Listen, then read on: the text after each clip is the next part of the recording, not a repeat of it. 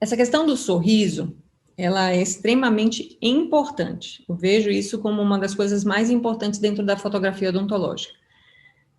O paciente tem diversos tipos de sorriso.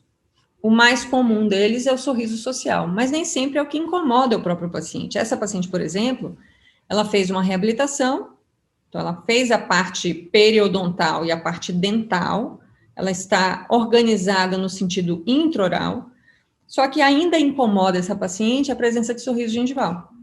Mas o sorriso gengival, ele só se revela quando a paciente tem um sorriso tipo gargalhada, aquele sorriso que ela dá em família, é aquele sorriso que quando ela ouve uma piada, ela se expressa daquela maneira. Não é o sorriso que ela vai dar no consultório, muitas vezes. Então, a gente precisa lançar de artimanhas para conseguir esse sorriso do paciente.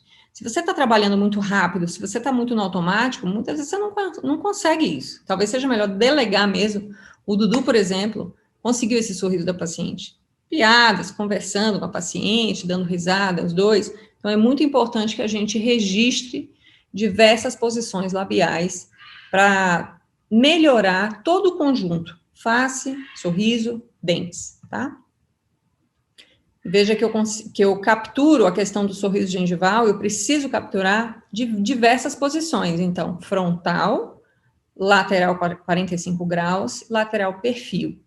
Isso do outro lado também. Então, é importante que vocês, quanto mais informações para determinar o diagnóstico do paciente vocês tiverem, melhor. Melhor será conduzido o caso, tá?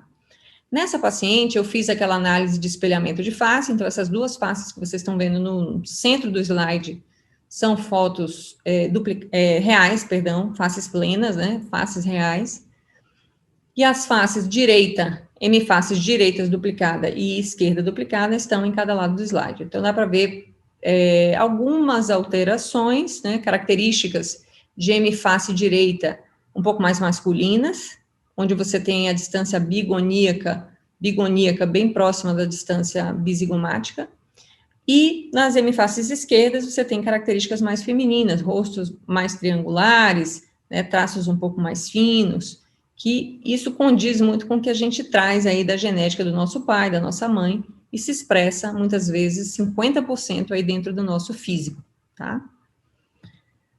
Pronto. E aí, dentro da proposta de fotografia para harmonização orofacial, eu tenho como comparar o inicial totalmente sem maquiagem, né? Nesse caso, no mesmo dia da inicial, nós maquiamos a paciente para ter uma ideia de como é que seria após a harmonização, né? O que ela corrige, o que ela gosta de esconder, o que ela gosta de ressaltar. É uma das maneiras, uma das ferramentas que a gente usa, por exemplo, para diagnóstico em harmonização orofacial.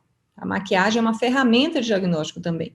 Como essa paciente ela é maquiadora, então a gente utilizou a maquiagem aí como pedimos a ela para se maquiar para ter essa referência como se fosse um planejamento reverso.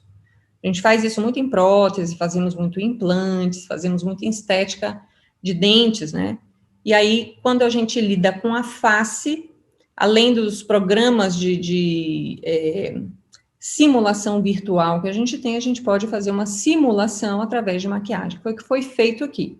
E aí, no centro, vocês veem a face da paciente após a harmonização orofacial, após o tratamento, que se aproxima muito mais das características pós-maquiagem do que das características pré-tratamento.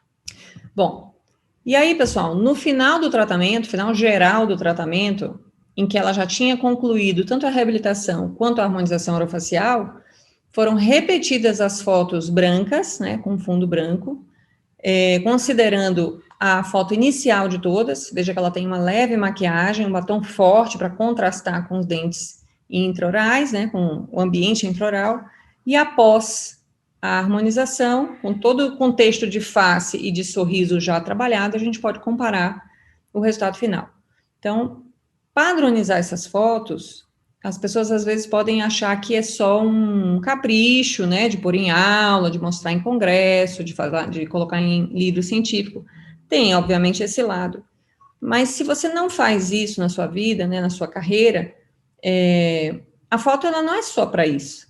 Ela não é só um capricho no sentido de docência, ela também pode ser um capricho no sentido da clínica.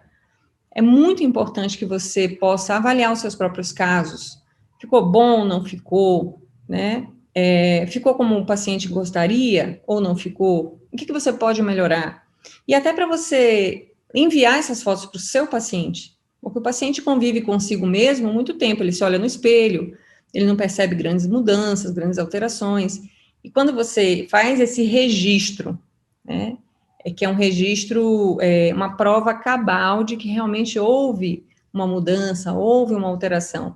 Veja que essa paciente, ela levou 2 anos em tratamento, em 2 anos, dependendo da idade da paciente, há um envelhecimento significativo. E no caso dela, houve um rejuvenescimento significativo em função do tratamento que lhe foi proposto, tanto o tratamento intraoral quanto o tratamento extraoral. Mas muitas vezes o paciente não percebe isso, né? Porque as mudanças são pouquinhas, né? A passo de tartaruga, elas não são impactantes de uma hora para outra.